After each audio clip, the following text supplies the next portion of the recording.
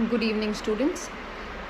थोड़ा सा आपका रिवीजन कराना चाह रही थी मैं, तो ध्यान देना, फटाफट 10 मिनट्स में ये पूरा चैप्टर अच्छे से रिवाइज हो जाएगा। So right now we have financial market. Financial market क्या होती है? Creation and exchange. क्रिएशन मतलब अपना कहाँ से पैसा आएगा वो क्रिएट करना और उसको एक्सचेंज करना। Creation and exchange of financial assets को बोलते हैं हम फाइनेंशियल मार्केट। फाइनेंशियल मार्केट के क्या फंक्शंस होते हैं, क्या करती है? मोबिलाइजेज सेविंग्स, मतलब हमने जो सेविंग्स घर में छुपा करके रखी हुई हैं वो सर्कुलेट होती हैं, वो मोबिलाइज होती हैं, ठीक है। प्रोवाइड लिक्विडिटी मतलब cash in hand and reduce the cost of transaction. Two types of financial market होती हैं, एक तो मनी मार्केट और एक capital market. Money market is a short term market and capital market is a long term market. मतलब कि ये 1 year के लिए होती है और ये मोर देन 1 ईयर के लिए होती है। तो यहाँ पे क्या लिखा है हमने? Maturity period is less than 1 year and your the maturity period is more than 1 year. Okay, now money market में हम शॉर्ट टर्म फंड्स, छोटे अमाउंट से डील करते हैं, और कैपिटल मार्केट में मीडियम एंड लॉन्ग टर्म, लंबे समय तक। ये शॉर्ट टर्म फंड्स का मतलब है छोटे समय तक, विद इन 1 ईयर वाला, और ये लंबे समय तक। मनी मार्केट के इंस्ट्रूमेंट्स होते हैं, तो सबसे पहला इंस्ट्रूमेंट है ट्रेजरी बिल। कई बार पढ़ा है हमने ये क्लास में। Treasury bill which is also known as T bill, which is also known as zero coupon bond. Treasury bill को ज़ीरो कूपन बॉन्ड भी कहते हैं। तो अगर आपके पास क्वेश्चन आएगा what is zero coupon bond, तो आप समझ लीजिएगा आपको ये ही लिखना है। ओके, सो मिनिमम अमाउंट जो होता है टी बिल वो 25,000 होता है। 25,000 से कम में नहीं होती इन्वेस्टमेंट, मिनिमम इज़ 25,000। और फिर 25,000 के बाद अमाउंट बढ़ता कैसे है? मल्टीपल्स ऑफ 5 पे। This is issued by RBI on behalf of Indian government. ये चीज़ बहुत इंपॉर्टेंट है बेटा, इसको आरबीआई इशू करता है सरकार के कहने पर। दूसरी इंपॉर्टेंट बात है, इसको डिस्काउंट पे इशू किया जाता है, लेकिन रिडीम पार पे किया जाता है। पार का मतलब होता है 100%। डिस्काउंट पे लिया जाता है और पार पे रिप्लेस किया जाता है। और इसका मेच्योरिटी पीरियड क्या होता है? 14 डेज से 364 डेज। ओके, दूसरा है हमारा instrument commercial paper. Commercial paper मैंने पॉइंट्स में लिख दिया है ताकि तुम लोगों को ज़्यादा टेंशन ना हो, फटाफट कर सको। कमर्शियल पेपर क्या है? आपको मैंने पहले भी बताया था, लार्ज एंड क्रेडिट वर्दी कंपनीज। इस बात को ध्यान से समझें। लार्ज और क्रेडिट वर्दी कंपनीज जहाँ पे हम डील कर रहे हैं, तो वो बन जाता है हमारा कमर्शियल पेपर। जो कमर्शियल पेपर होता है ये एक नेगोशिएबल इंस्ट्रूमेंट होता है, मतलब भावतोल किया जा सकता है। Lower the rate of interest then market rate. इसका जो इंटरेस्ट रेट होता है ना, वो मार्केट रेट से कम होता है। इसको ब्रिज फाइनेंसिंग भी कहते हैं। मतलब कि अगर आपकी कंपनी को फ्लोटेशन कॉस्ट के लिए पैसा चाहिए, मतलब वो आपको शेयर्स एडवर्टाइज करने हैं, आपको शेयर मार्केट में अपने शेयर्स लेके जाने हैं और आपको फ्लोटेशन कॉस्ट के लिए पैसा चाहिए, तो ज़्यादातर कमर्शियल पेपर का इस्तेमाल किया जाता है। It is also sold at discount but it is redeemed at par. Third is call money. This is the only inter bank transaction. मतलब एक बैंक दूसरे बैंक से पैसा उधार ले सकता है। And why is this done? ये इसलिए किया जाता है बेटा क्योंकि आरबीआई जो होती है वो सभी बैंक्स को एक अमाउंट बता देती है कि आपके बैंक में इतना पैसा मिनिमम होना चाहिए। That is cash reserve ratio. Cash मतलब पैसा हो गया, रिजर्व रोक के रखना, रेशो। तो आपके बैंक के अंदर कितना बाय कितना रेशो कैश होना चाहिए हमेशा, ये आरबीआई सभी कमर्शियल बैंक्स को बता देती है। तो जब बैंक के पास ये कैश कम पड़ जाता है, बैंक के पास कैश कम कब पड़ता है? जब वो ज़्यादा से ज़्यादा लोन दे देता है। तो जब बैंक के पास ये पैसा कम पड़ जाता है तो वो दूसरे बैंक से लोन ले लेता है। इसका जो कॉल रेट, इसका जो इंटरेस्ट रेट होता है वो फ्लक्चुएटिंग होता है, मतलब आवर टू आवर भी चेंज होता है, हर घंटे बदलता है। मेच्योरिटी पीरियड है इसका day 1 to day 15। Then we come back to forward go to certificate of deposit. जब भी टाइट लिक्विडिटी का बताया जाएगा, जब भी हाईली लिक्विड का बताया जाएगा, तो इसी इंस्ट्रूमेंट के बारे में बात कर रहे हैं हम, ये समझ लीजिएगा आप। So at the time of tight liquidity, मतलब जब आपको बहुत सख्त ज़रूरत है पैसे की, मेच्योरिटी पीरियड होता है इसका 91 days to 1 year।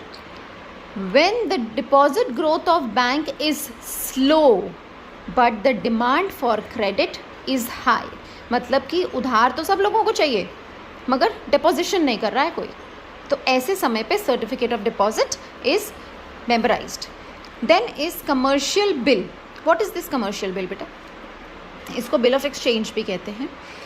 This is use to finance the working capital. जब हम अपनी कंपनी चला रहे हैं, जब हम वर्क करते हैं, उस समय में जो हमें पैसे की ज़रूरत है, that is known as working capital. Okay, this is self liquidity instrument. जैसे कि मैंने आपको एग्जाम्पल पहले भी समझाया है, when goods are sold on credit, आपसे उधार पे, आपने दूसरे से उधार पे ले लिया है। Now buyer has to make payment. जिसने आपसे ख़रीदा है वो आपको पैसा देगा ना, आप उसको बिल दे रहे हो, वो आपको पैसा देगा। उसने आपको एक स्पेसिफिक डेट बता दी, मैं इस तारीख तक पैसा दूंगा। Now the seller could wait till the date. आप रुक सकते हो, और अगर आप नहीं रुक सकते then you can make use of this bill of exchange. ठीक है, आप किसके कहने पर? जो आपका बायर है, जिसने आपको पैसे देने हैं, उसके कहने पर the seller of the goods draws the bill and buyer accepts it. मतलब जो सेल कर रहा है वो बायर को देता है, दोनों की रजामंदी से ये बिल एक्सेप्ट किया जाता है। जब ये एक्सेप्ट कर लिया जाता है तो ये ट्रेड बिल कहलाता है। ओके, ये हमारे ख़त्म हो गए मनी मार्केट के instruments. We move on to capital market. Capital market एक बड़ा नेटवर्क है, एक बड़ा बाजार है। तो network of institution, company, organisation जो मीडियम और लॉन्ग टर्म फंड प्रोवाइड करती है। बेटा मैंने इससे पहले जब यहाँ बात करी थी तब भी यही बताया था मैंने, provide medium and long term funds. ठीक है, अब इसका डिस्क्रिप्शन दे रही हूँ तब भी बता रही हूँ, provide medium and long term funds. इस बात को ध्यान रखिएगा। Finance available at reasonable cost. Market operations are fair, सही होते हैं। Transaction cost are minimised. अब हमारी जो ये कैपिटल मार्केट है, इसके दो कंपोनेंट्स होते हैं, primary and secondary. Primary market, prime का मतलब होता है बेटा पहला, तो प्राइमरी मार्केट का मतलब क्या हो गया? This is a first hand market where in securities are sold for the first time. ये आप सब लोगों को अच्छे से पता है, I know. So first hand market होती है प्राइमरी मार्केट। यहाँ पे इन्वेस्टर्स आर बैंक्स। कौन इन्वेस्ट करता है इनमें? बैंक होते हैं, इंश्योरेंस कंपनीज होती हैं, फाइनेंशियल इंस्टीट्यूशंस होते हैं, म्यूचुअल फंड्स होते हैं, या फिर हम जैसे इंडिविजुअल्स भी होते हैं। ओके, नाउ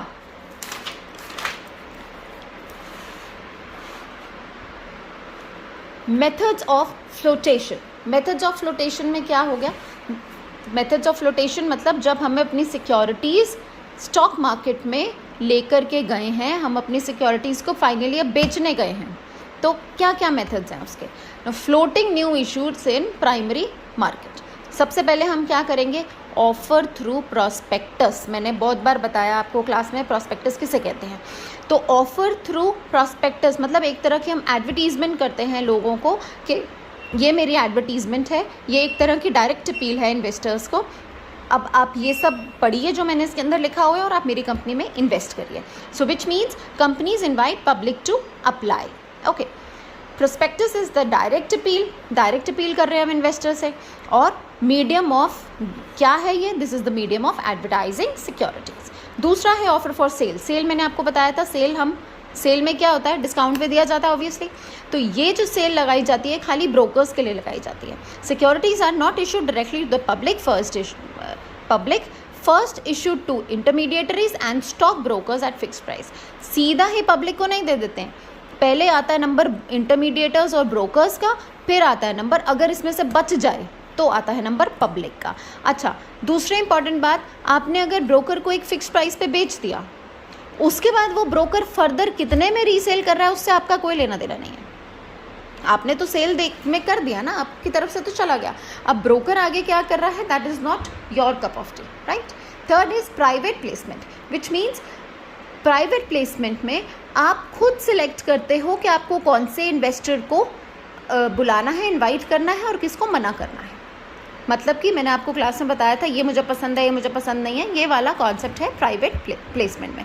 या फिर आप ये कह लो कि इसकी ट्रेडिंग अच्छी है, ये पैसे टाइम पे दे देता है, ये ऐसे करता है, ये परेशान नहीं करता, समवॉट लाइक दैट। या फिर इसके पास इतना पैसा है कि इन्वेस्ट कर सके। तो हम किसी भी फैक्टर्स के ऊपर हम ये डिसाइड करते हैं। So company sell securities to some selected institutional investors. It helps to raise the capital more quickly, जल्दी से कैपिटल रेज हो जाती है as compare to the public issue. This is the most economical method, सबसे economical method होता है private placement, इस बात को याद रखेंगे। Next is rights issue. Right का मतलब होता है बेटा अधिकार।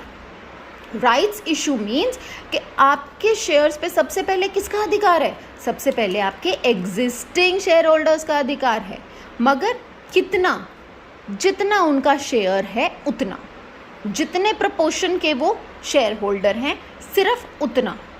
Okay, so company offers the new shares to its existing shareholders in proportion to the shares already held by them। मतलब जितना proportion वो already hold कर रहे हैं, जितना proportion उनके पास already है, उतने ही शेयर उनको दिए जाते हैं। कंपल्सरी रिक्वायरमेंट होती है। This method can be used only by existing companies. Okay, last is EIPO। EIPO is electronic initial public offer. This is an online system of stock exchange. So a registrar having electronic connectivity with stock exchange is also appointed. मतलब सब कुछ electronic, सब कुछ online हो रहा है। Then we have secondary market. Secondary market क्या होती है बेटा? Sale and purchase of previously issued shares। हमने पढ़ा था पहले, दो टाइप के बाजार हैं, कौन कौन से? Primary and secondary. तो प्राइमरी कौन सा हो गया? प्राइम मतलब पहला, और सेकेंडरी सेकेंडरी मतलब सेकेंड मतलब दूसरा मतलब जैसे ही आपने शेयर खरीद लिया अब वो सेकेंड हैंड हो गया। ठीक है, तो ऐसे शेयर्स की ट्रेडिंग कहाँ करी जाती है? सेकेंडरी मार्केट में। Sale and purchase of previously issued shares, जो आप ऑलरेडी खरीद चुके हैं, also known as stock exchange. Secondary market और स्टॉक एक्सचेंज एक ही बात होती है। ये क्या करती है? ये हमें हेल्प करती है डिसइन्वेस्ट करने में और री इन्वेस्ट करने में। ठीक है, जो हमने पहले इन्वेस्ट किया हुआ है उसको सेल कर दें और जो पैसा आएगा उससे वापस फिर से इन्वेस्टमेंट कर लें। ये होता है डिसइन्वेस्ट एंड री इन्वेस्ट। ये इकोनॉमिक ग्रोथ को बहुत अच्छे से हेल्प करती है, कंट्रीब्यूट करती है। And trading through stock exchange can be done from anywhere in the country. Obviously जब आप ऑनलाइन चल रहे हो तो आप कहीं भी जा सकते हो। उससे क्या मतलब आप US बैठे हो कि आप कहाँ बैठे हो, इंडिया बैठे हो, आप कहीं से भी कर सकते हो। ठीक है ना। नाउ स्टॉक एक्सचेंज बेसिकली है क्या? स्टॉक एक्सचेंज एक तरह का इंस्टीट्यूशन है, एक तरह का बॉडी ऑफ इंडिविजुअल है जो असिस्ट, रेगुलेट और कंट्रोल करता है बिजनेस को।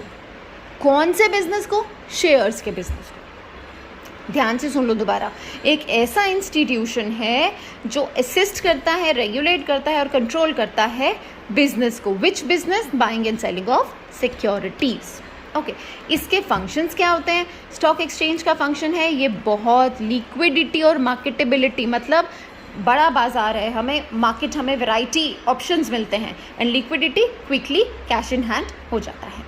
प्राइसिंग ऑफ सिक्योरिटीज़, आपके मतलब वैरायटीज़ हैं क्योंकि आपके पास डिफरेंट प्राइजेस हैं, आप किसी में भी इन्वेस्ट करें। सेफ्टी है, डेफिनेटली सेफ्टी है क्योंकि ये सेबी के कंट्रोल में रहता है। इकोनॉमिक ग्रोथ को कंट्रीब्यूट करता है, ये बात मैंने आपको बता दी। सेकेंडरी मार्केट के अंडर भी, स्टॉक एक्सचेंज के अंडर भी। स्प्रेडिंग इक्विटी कल्ट, बराबर की हिस्सेदारी देता है सबको और प्रोवाइड्स स्कोप फॉर स्पेक्यूलेशन।